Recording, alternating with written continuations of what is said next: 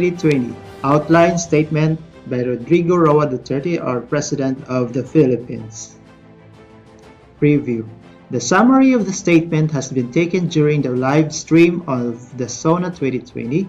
Instead of taking it long, we preferred to make it short, but the content of the messages has been completely noted.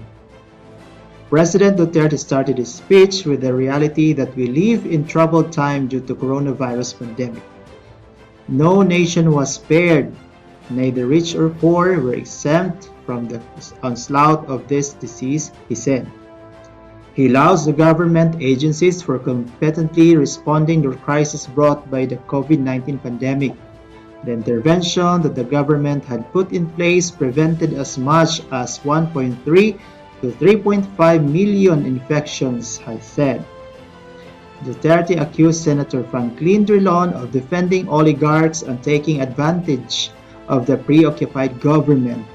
He said Drilon was linking anti-dynasty with oligarchy and protecting the Lopez family who owns ABS-CBN.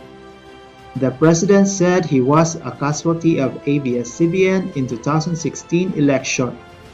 The franchise of the network expired in May and was not passed in the lower house in majority of 70 lawmakers opposed for the renewal. He cited over 4.3 million poor families benefited from the Pantawid Pamilya program amid the crisis.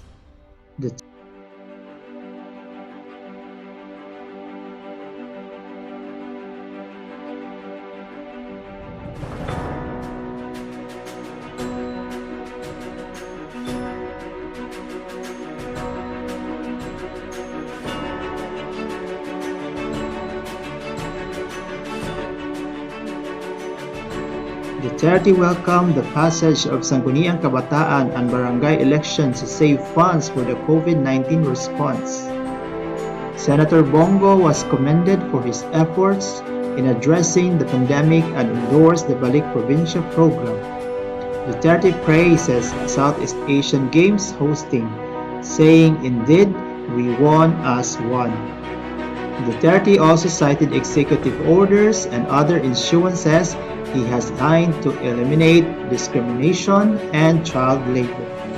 The Salary Standardization Law of 2019 increased salaries to civilian government workers.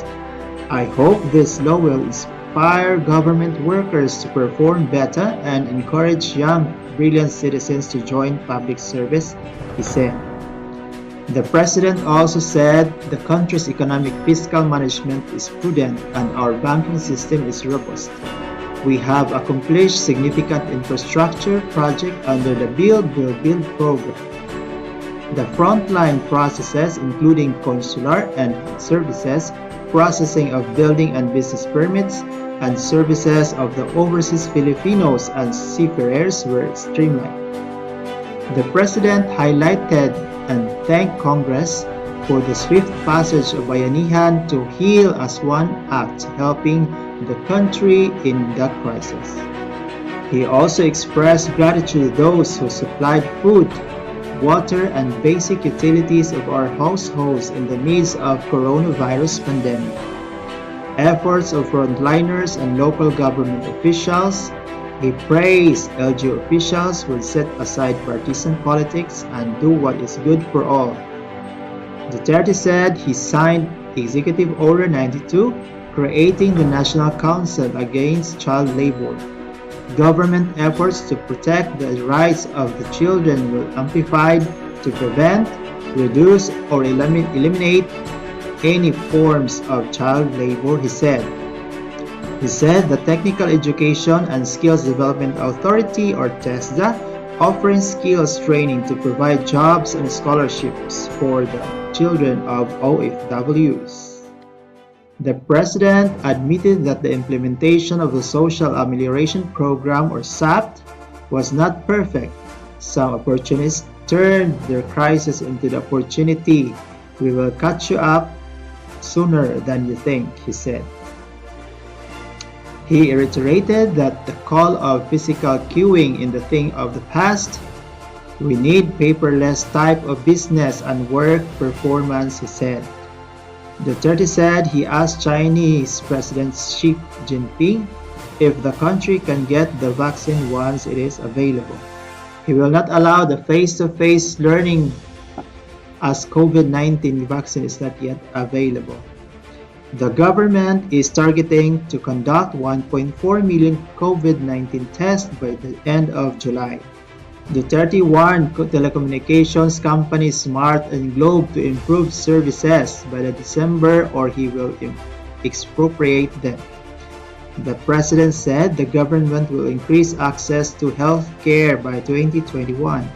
He also pushes for the passage of Nursing Education Act, Medical Reserve Corps, National Disease Prevention and Management Authority to better respond to future outbreaks.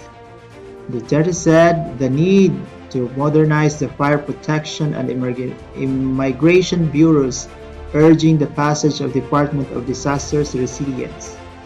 A law should be enacted as well as creating Boracay Island Authority.